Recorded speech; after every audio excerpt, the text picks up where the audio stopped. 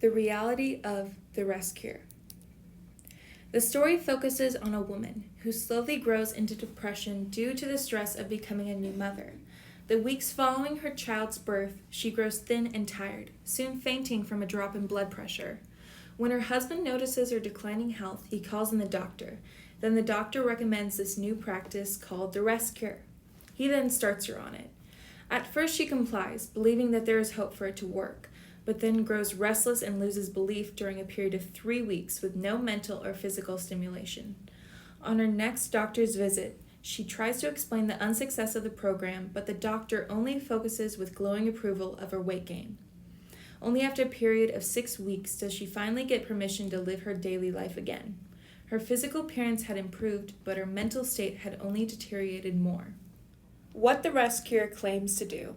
The rest cure claimed to solve postpartum depression by improving the health of the person involved, believing that by fixing the physical health and eliminating every possibility of stress, that it would get rid of the depression completely. But because they overlooked the mental aspect of postpartum depression, this practice was not successful. The rest cure was used during and after the Civil War to treat soldiers who were men with nostalgia, which is modernly related to PTSD. This was the first successful medical use of the rest cure, and it worked because nostalgia was a nervous injury caused by loud sounds and graphic sights, so being alone in a quiet room helped those individuals. Women at the time had no voice in the public sphere and took care of the home. They bore children for their husband and took care of both the child and their husband. Women were seen as fragile to society. This delicacy provoked the use of the rest cure on them. But as the first wave of feminism started its rise, the rest cure practice started to decline as society's viewpoint of women as fragile started to deteriorate. The rest cure was developed for use on women by Philadelphia neurologist Silas Weir Mitchell in the late 1860s and early 1870s. Dr. Silas Weir Mitchell started his medical career on the battlefields of the Civil War and became increasingly interested in neurological injuries. Mitchell was the director of treatment of nervous injuries and maladies at Turner's Lane Hospital in Philadelphia nearing the end of the Civil War. He treated nervous soldiers at first with the rest cure, but eventually moved to treating nervous women with it. The cure was meant to help women's mental health. Women who were deemed mentally unstable would be sent to the doctor and often forced to go through the process of the rest cure. The women were put into a room alone, often for a period lasting from 6 to 8 weeks. They were given food on a restricted diet, and if refused to eat, they were physically forced to. This diet often consisted of large portions of meat and milk, and eventually would produce signs of success in the treatment due to its high proteins, fats, and calcium. The signs of success were a gain in weight, often caused by the diet, or the start of a new menstrual cycle for the patient. Charlotte Perkins Gilman wrote The Yellow Wallpaper, which is a short story describing a young woman's experience on the rest cure and her mental deterioration because of it. She wrote this with a feministic quality in mind as she was critical of the rest cure. She did not think it was helpful for women, and she wanted to shed light on how women were treated during the 19th century.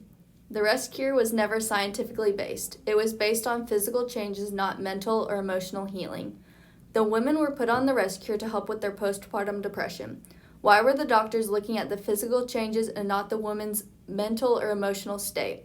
Many women would finish the rest cure and have a worse mental state than when they began because of how isolated and inactive they were. The doctors that were treating these women with the rest cure didn't consider the women's opinion, even on their own body and well-being. There wasn't any medical science or way of the doctors diagnosing these women in the 20th century. We now treat postpartum depression with treatments such as psychotherapy and antidepressants. Postpartum depression is diagnosed through talking to a doctor and doing depression screenings. This allows the doctors to understand the patient's feelings and know what's going on in their mental state, to then diagnose postpartum depression and figure out the best way to treat it. Through the rest cure, the doctors weren't talking or listening to the women to know how they were doing mentally. Psychotherapy helps with better ways to cope, solve problems, and set realistic goals. Giving women medications such as antidepressants help to prevent mood swings, sadness, and irritability. Doctors now have screenings and conversations to see how much progress these women have made throughout treatments and to determine when they are well again. In conclusion, the rest cure evolved from treating men from the Civil War to treating depressed women, all with the goal of improving the physical appearance, believing that the mental is second in importance in the process of improvement. We now know that the process didn't help and only harmed the patients. We can also see from looking at the rise and fall of the rest cure that the viewpoints toward women change, from them not being able to have a say in their own life to the eradication of the practice entirely with the rise of feminism, along with true scientific practices that have been proven to help with women's depression, proving that the rest cure in itself was useless. NLM.nih.gov gave us the Yellow Wallpaper article, and the branchcollective.org was useful to help us get general information about the rest cure. My name is Josh Bridges. I'm a pre-nursing major, and I stay at STEM at Hughes. My name is Elizabeth Eggerbrecht. I'm a pre-nursing major staying at STEM at Hughes. My name's Jocelyn Oliver, health science major, staying at H. Paul at Barrington. My name is Emma Wunsch. I'm majoring in creative writing, and I'm staying at Muse at Shore and Denny.